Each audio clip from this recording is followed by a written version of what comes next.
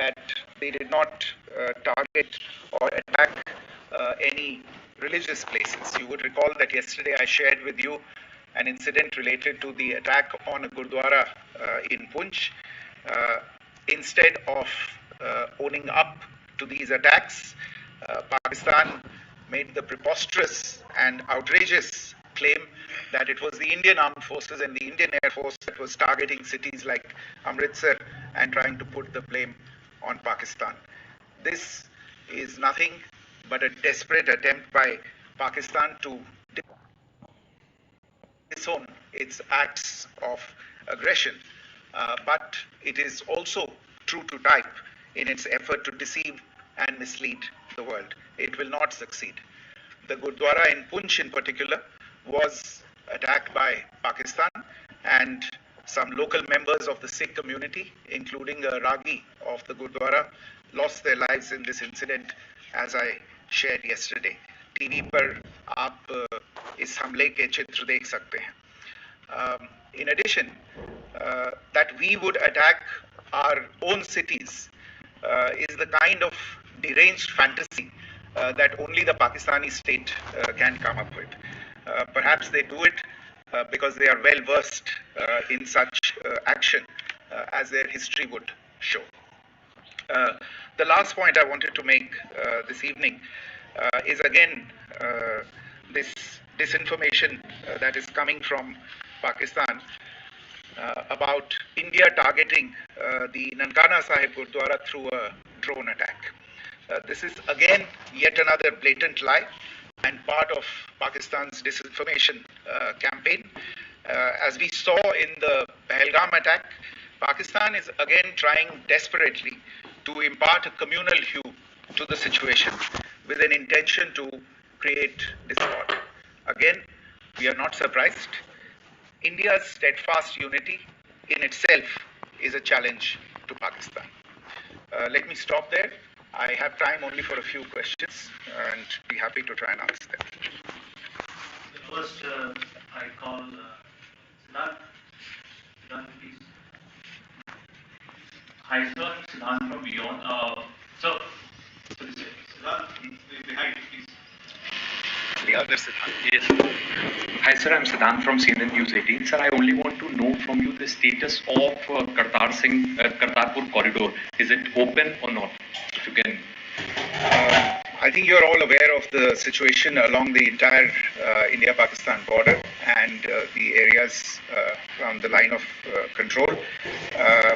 In view of the existing security scenario, the services of the Kartarpur Sahib corridor have been suspended till further directions. We'll update you as and when there is a change in the situation. We have a question here, Rishabh.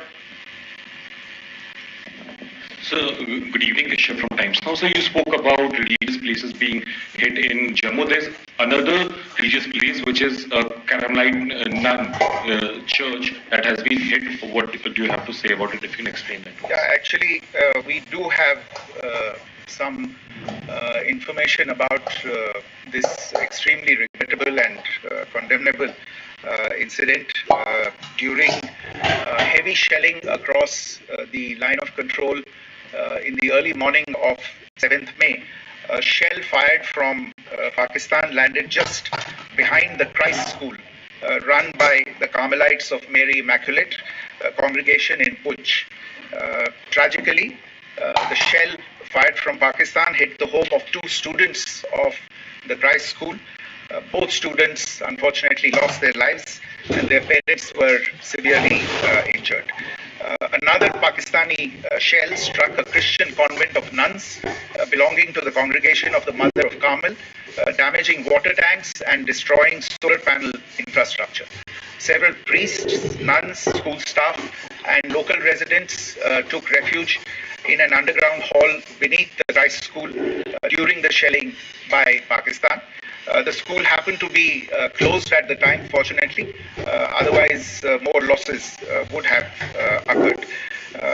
Again, we have seen the Pakistani side targeting and shelling places of worship with a particular design. This includes gurdwaras, these convents and temples. This is a new law even for Pakistan. The question here, Pranay. Sir Pranay वाध्याय हमारे जहाज से।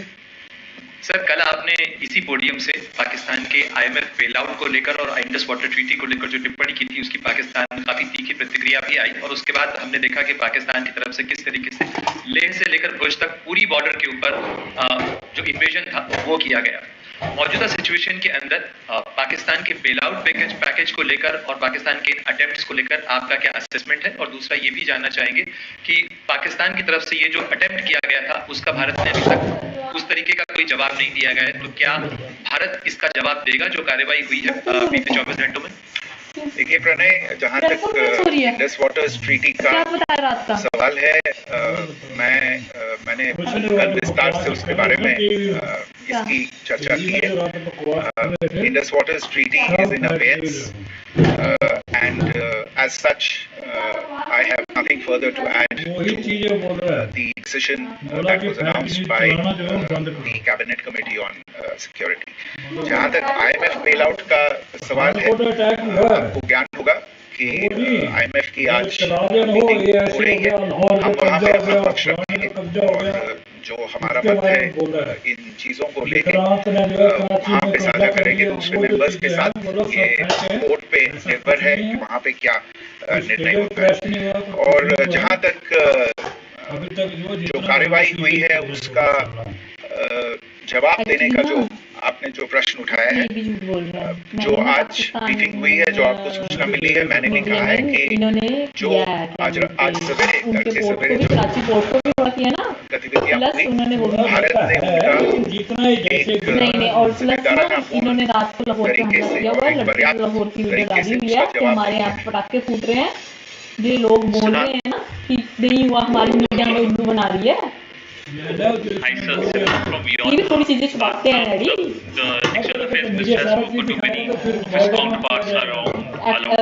सबको सामने आ जाता है ना, सारी दुनिया उसको डाल देती है। जैसे इन्होंने पूंछ की खबर नहीं बताई, तो पूंछ में तो हुआ। 15 गिनती कम बताई।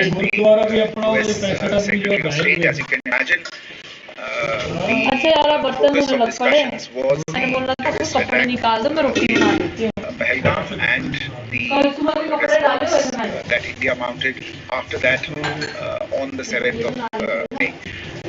The Secretary of State shared his thoughts on these developments with the minister. The minister deeply appreciated the US's commitment to work with India in the fight against terrorism, and he also underlined the targeted measures that India had taken in connection with the minister also underlined that India would firmly counter any attempts at escalation from there. But in follow-up to that, as you are aware, there have been a number of other conversations. The minister had a conversation with the UK Foreign Secretary, David Lammy, today. There too, the discussion centered around countering terrorism, for which there must be zero tolerance. And I understand just a short while ago, the External Affairs Minister has also spoken to the Foreign Minister of Norway, Espen Barth Eide, which was also focused on recent developments stemming from the terrorist act. One last question, Sudhi. Sir, Foreign Secretary, thank you for doing this from Foreign Secretary, India had struck Bahawalpur the other day, which is also connected with the murder of one of our journalists. If you could give us an understanding of what exactly are the reports that well, you're right. Bahawalpur is the headquarters of the Jaish-e-Mohammed terrorist group that is proscribed by the United Nations. Its leader, Maulana Masood Azhar, is a proscribed individual. It is, you brought up the connection with the tragic death or killing of Daniel Pearl of the Wall Street Journal. The Jaish-e-Mohammed was in some way, directly or indirectly, responsible for the death of Daniel Pearl. But the real connection is through Ahmed Omar Saeed Sheikh, the British Pakistani jihadi who was held in India but was finally released in the 2000. And he was the person who lured Daniel Pearl to his eventually leading to his murder. So these are all obviously connected figures, connected individuals, connected institutions, and the attack on Bahawalpur, on that facility of the Jaish-e-Mohammed in Bahawalpur is, I would imagine, a fitting part of this unfortunate incident. Thank you all. Thank you, sir. ये नुकसान थोड़ी होता है अरे नुकसान ही है पर गड्ढा वो तो बोल रहे थे कोई भी टच नहीं हुई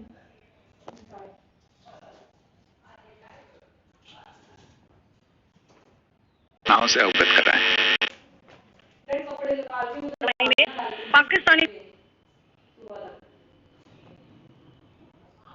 जहां झाड़ के